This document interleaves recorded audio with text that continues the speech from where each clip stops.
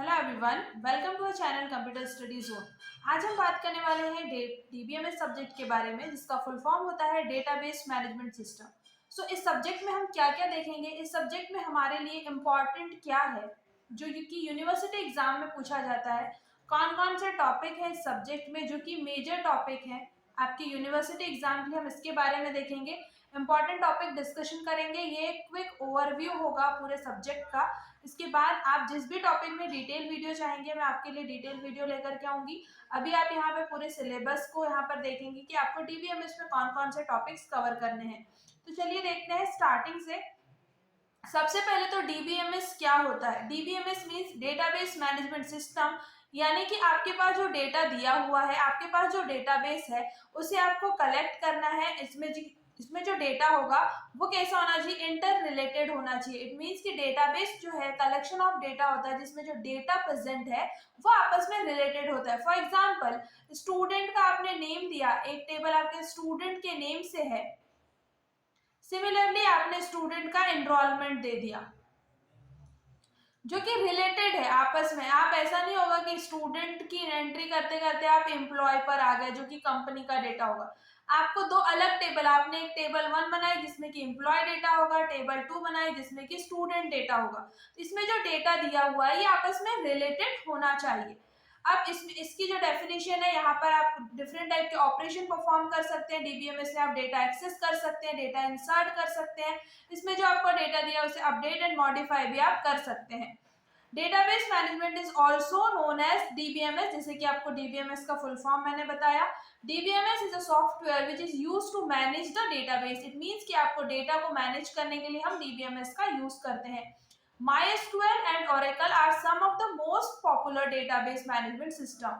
So MySQL and Oracle जो important database software है जिससे कि हम database को manage करते हैं। नेक्स्ट है कि DBMS allow user task like, कौन कौन से टास्क हम यूजर को परफॉर्म करने के लिए अलाउ करता है डीबीएमएस। सो डेटा की अगर से हम बात करें, डेटा को आप डिफाइन कर रहे हैं, डेटा डेफिनेशन। इट मींस कि आप डेटा को क्रिएट कर सकते हैं, मॉडिफाई कर सकते हैं, रिमूव कर सकते हैं। डेटा अपडेशन, जिससे कि आप डेटा को मॉडिफाई, इंसर्ट एंड डिलीट कर सकते हैं। डेटा रिट्रीवल, आपको डेटा एक्सेस करना हो तो भी आप डीबीएमएस का यूज कर सकते हैं, डेटा रिट्रीवल टास्क आप परफॉर्म कर सकते हैं। यूजर एडमिनिस्ट्रेशन, इट मींस कि आपको जो भी डेटा दिया हुआ है उसको आप मॉनिटर कर सकते हैं, जो आपकी परफॉर्मेंस है, डेटा की सिक्योरिटी एंड डेटा को आप कंट्रोल भी कर सकते हैं। ये कुछ टास्क हैं जो कि डीबीएमएस अलाउ करता है यूजर्स के लिए।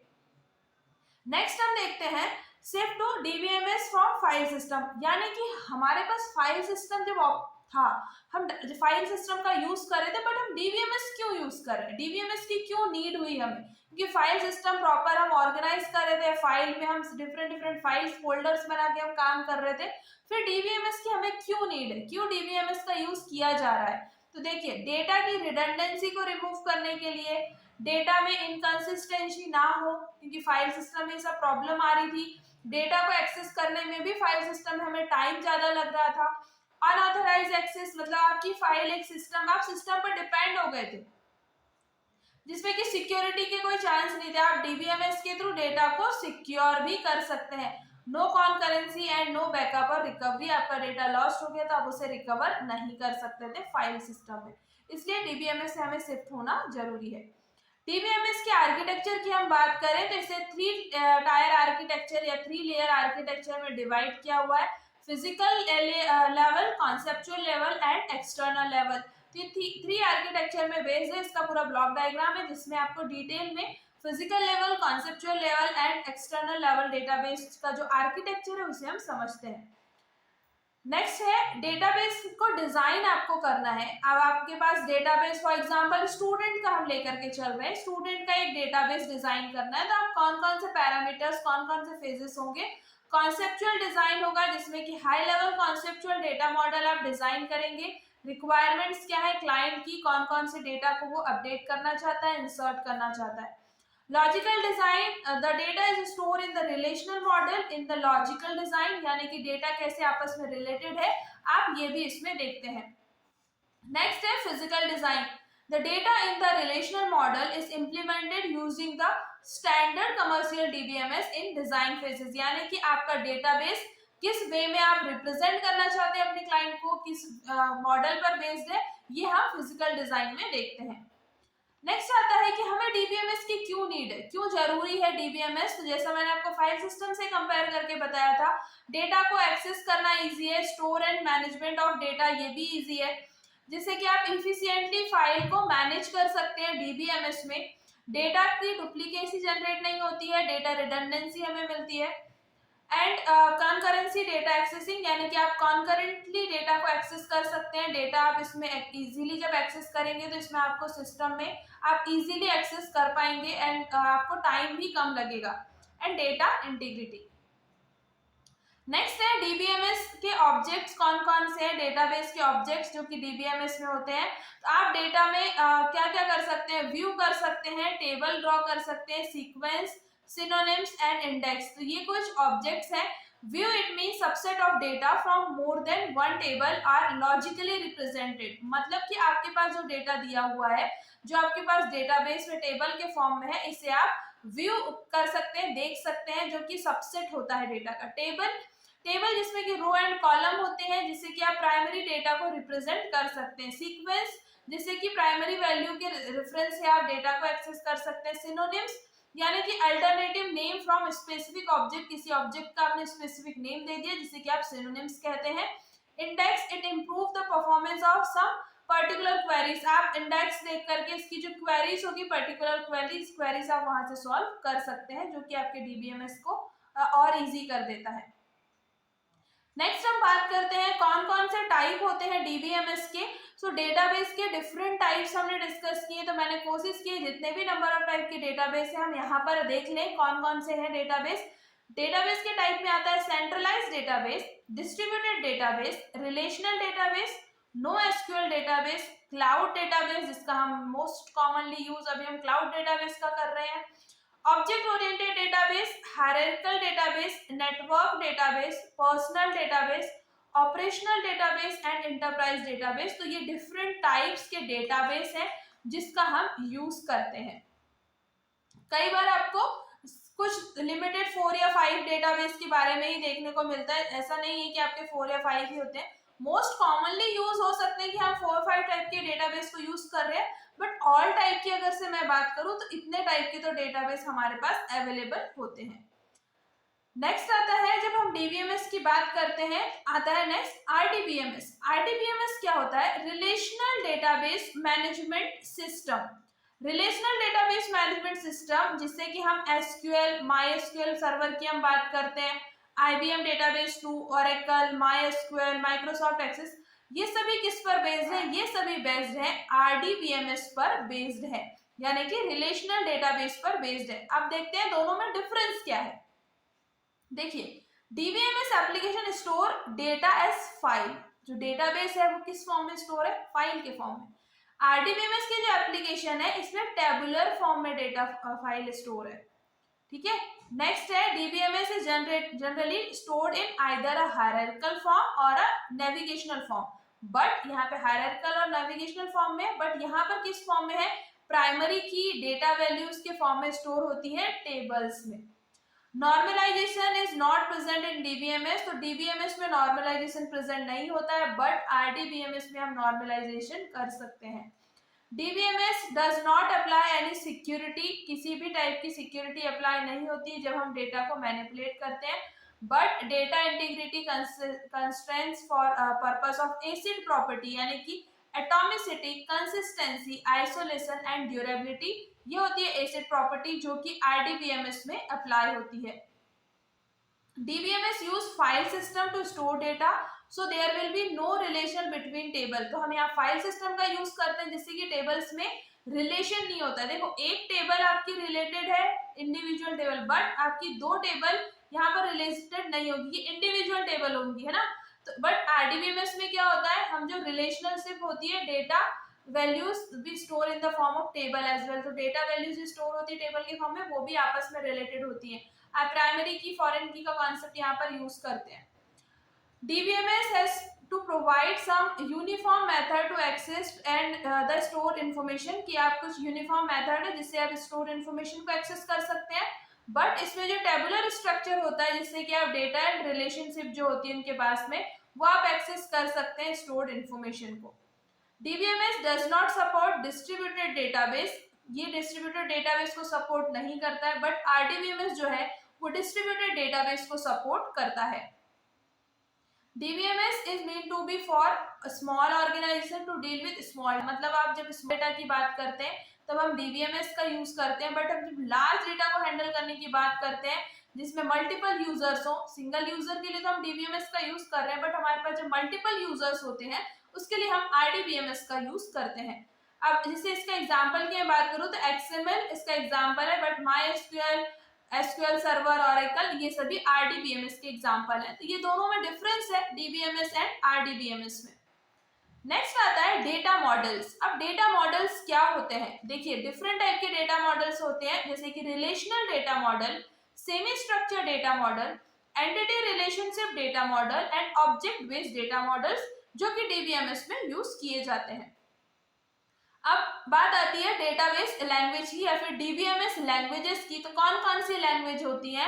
DDL stand for data definition language, data control language, DML data manipulation language and TCL transaction control language. इसके फुल फॉर्म आप यहाँ पर देख सकते हैं। अब देखिए जब हम DDL की बात करते हैं तो हम इसमें कौन कौन सी कमांड का यूज करते हैं? Create, drop, truncate and rename, in commands का यूज कर रहे हैं। जब हम डेटा को मैनिपुलेट करते हैं तब हम select, insert, delete and update command का यूज करते हैं। डेटा कंट्रोल लैंग्वेज में हम रिवोक एंड ग्रैंट कमांड का यूज करते हैं एंड ट्रांजिशन कंट्रोल लैंग्वेज में रोल बैक एंड कमिट। तो ये आपको कमांड्स भी याद रखनी है कि आप किस पर्टिकुलर लैंग्वेज में कौन सी कमांड का यूज कर रहे हैं, जो कि हमें SQL में भी यूज करते हैं। जब हम SQL का पार्ट देखेंगे तब हम यहाँ पर भी इन कमांड्स को पढ़ते हैं, ठीक है। नेक्स्ट है एसिड प्रॉपर्टी। अब मैंने आपसे कहा था DBMS जो है वो एसिड प्रॉपर्टी को सपोर्ट नहीं करता है, बट RDBMS जो है वो एसिड प्रॉपर्टी को सपोर्ट करता है। अब देखिए acid property ACID, A for atomicity, it means कि आपका जो डेटा है जितने भी आप ट्रांजेक्शन कर रहे हैं वो एक ही task, the entire transaction take place at once, आप एक टाइम पे ट्रांजेक्शन कर सकते हैं। Consistency, database must be consistent before and after transaction, जो भी ट्रांजेक्शन हुआ है उसके पहले और बाद में डेटा आपका कंसिस्टेंट होना चाहिए।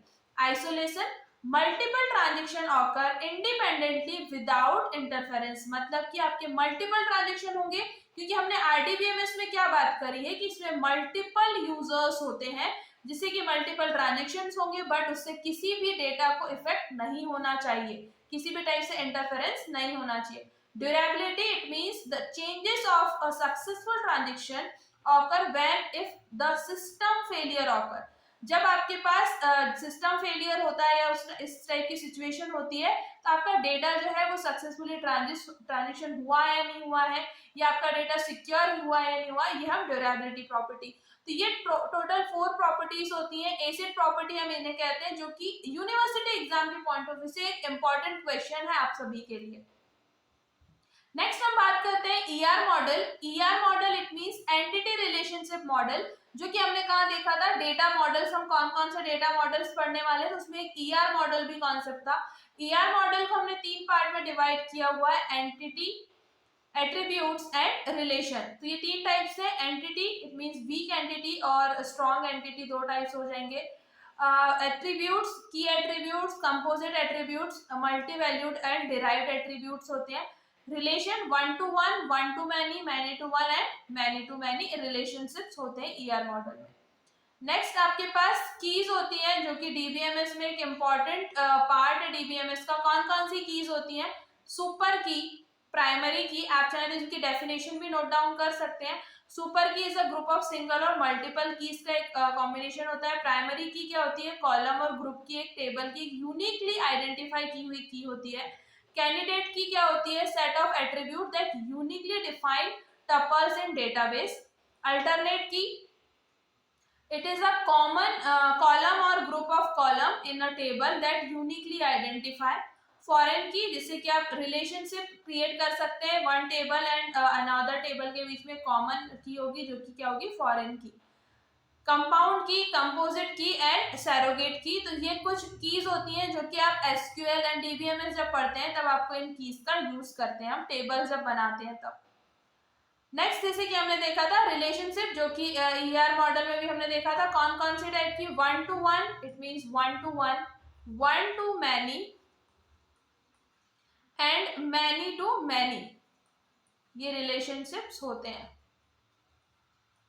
इस टाइप से आप इसे डिफाइन कर सकते हैं, ठीक है। 1 to 1, 1 to many, many to 1, ठीक है, ये रिलेशनशिप होते हैं जो कि हम डीबीएमएस में देखते हैं।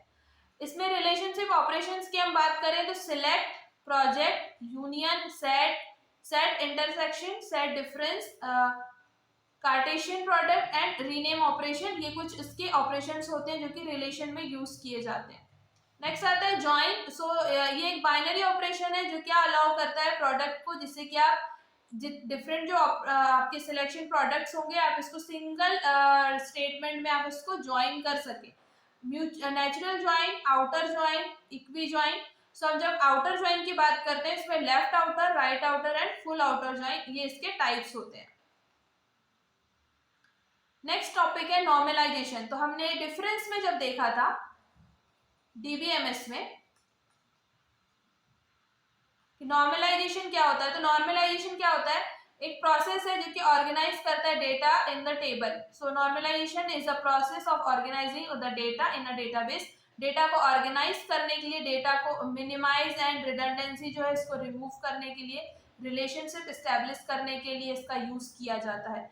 Normalization divide a large table into smaller and link them using relationship. So इसमें क्या कर रहे हैं हम नॉर्मलाइजेशन में, हमने क्या कहा कि डीबीएमएस जो है वो नॉर्मलाइजेशन को सपोर्ट नहीं करता, बट आरडीबीएमएस जो है ये सपोर्ट करता है। अब देखें आप, इस लाइन से क्लियर हो जाएगा आपको। नॉर्मलाइजेशन क्या कर रहा है, जो एक लार्ज टेबल है इसको इसने स्मॉल स्मॉल टेबल में डिवाइड कर दिया एंड जो आपके पास रिलेशनशिप थे उससे इसे लिंक कर दिया। तो ये जिससे आपकी जो टेबल होगी वो लिंक्ड भी हो जाएगी और लार्ज प्रॉब्लम आपकी स्मॉल प्रॉब्लम में डिवाइड हो जाएगी। जब आप डेटा को एक्सेस करेंगे तो आप डेटा इजीली एक्सेस भी कर पाएंगे, जो आप आरडीबीएमएस के टेबल में देख सकते हैं। जो हमने डिफरेंस बिटवीन वाला टॉपिक देखा था उसमें जितने भी पॉइंट्स दिए होते हैं आपको वो क्लियर हो रहे होंगे। The normal form is used to reduce redundancy from the database. अब normal form क्या होते हैं जो कि डेटा से डेटाबेस से रिडंडेंसी को रिमूव कर रहे हैं। तो चलिए देखते हैं नॉर्मल फॉर्म क्या होते हैं। डिफरेंट टाइप के नॉर्मल फॉर्म होते हैं। फर्स्ट एनएफ यानी कि a relationship is in one NF, यानी कि first normal form it if it contain N atomic value, एक एटॉमिक वैल्यू कंटेन कर रहा है तो वो आपका फर्स्ट एनएफ होगा। जब आप सेकेंड एनएफ की बात कर रहे हैं, relationship will be in second NF, जब कब होगा, जब first NF and all non key attributes fully functional depend on primary key. जब आपकी प्राइमरी की पे डिपेंडेंसी होगी तो वो सेकेंड एनएफ होगा, यानी कि second normal form. Third normal form will be in third normal form कैसे बोलेंगे, जब जो आपका second normal form and no transition dependency exist, मतलब कि किसी भी टाइप की सेकेंड नॉर्मल फॉर्म में किसी की भी डिपेंडेंसी नहीं होगी। BCNF strongly definition of third NF known as Boyce Codd normal form, जो कि 3NF का ही स्ट्रॉन्ग डेफिनेशन हम बोल सकते हैं। 4NF यानी कि relationship will be in 4NF, यानी कि फोर्थ नॉर्मल फॉर्म में कब होगी, जब Boyce Codd normal form and has no multi value dependency, यानी कि BCNF में कोई भी मल्टी वैल्यू डिपेंडेंसी नहीं होगी, तब जो आपका नॉर्मल फॉर्म होगा वो कैसे होगा, 4NF में होगा। 5NF में कैसे होगा, जब fourth NF and does not contain any joint dependency, joining should be lossless, मतलब कि आपका जब फोर्थ नॉर्मल फॉर्म होगा, फोर्थ नॉर्मल फॉर्म एंड जो जॉइंट डिपेंडेंसी होगी वो नहीं होगी, तब क्या होगा, ये 5th होगा। नेक्स्ट टॉपिक है डेडलॉक। डेडलॉक इट मींस कि आप एक ऐसी सिचुएशन में आ गए जिससे कि आपकी प्रोसेस ना तो आगे कंटिन्यू हो पा रही है ना आप बैक जा पा रहे हैं, आप यहाँ पर स्टॉप हो गई आपकी प्रोसेस, जिसे हम कहते हैं डेडलॉक, जिससे कि आप होल्ड रिक्वेस्ट ही करते हैं। स्टूडेंट रिक्वेस्ट कर रहा है कि आप हमारा ग्रेड बताएं कि ग्रेड क्या है, इससे ग्रेड क्या हो रहा है, होल्ड होते जा रहा है, रिक्वेस्ट होल्ड, तो ये पूरी प्रोसेस जो होती है वो ब्लॉक हो जाती है, जिसे कि आप कहते हैं डीबीएमएस में डेडलॉक। क्लियर है? आई होप कि आपको बेसिक कॉन्सेप्ट समझ में आ गए होंगे जो कि इंपॉर्टेंट है, जैसे कि हमने एसक्यूएल की बात करी, आरडीबीएमएस की बात करी, ठीक है, हमने जॉइंस की बात करी है, रिलेशनशिप्स, इसके अलावा नॉर्मल फॉर्म, एसिड प्रॉपर्टी, ये कुछ इंपॉर्टेंट टॉपिक्स हैं जो कि आपको डीबीएमएस में यूनिवर्सिटी एग्जाम के पॉइंट ऑफ व्यू से बहुत इंपॉर्टेंट है। आई होप कि आपको वीडियो अच्छा लगा है। इसका पूरा डिटेल आपको पीडीएफ मिल जाएगा टेलीग्राम ग्रुप पे, तो आप टेलीग्राम ग्रुप ज्वाइन कर लें, जिससे आपको नोट्स बनाने के लिए आप चाहें तो इसे डाउनलोड करके प्रिंट आउट कर सकते हैं, या फिर आप हैंड रिटन नोट्स भी इसे बना सकते हैं, जिससे कि आपकी यूनिवर्सिटी एग्जाम में आपको हेल्प होगी। Thank you.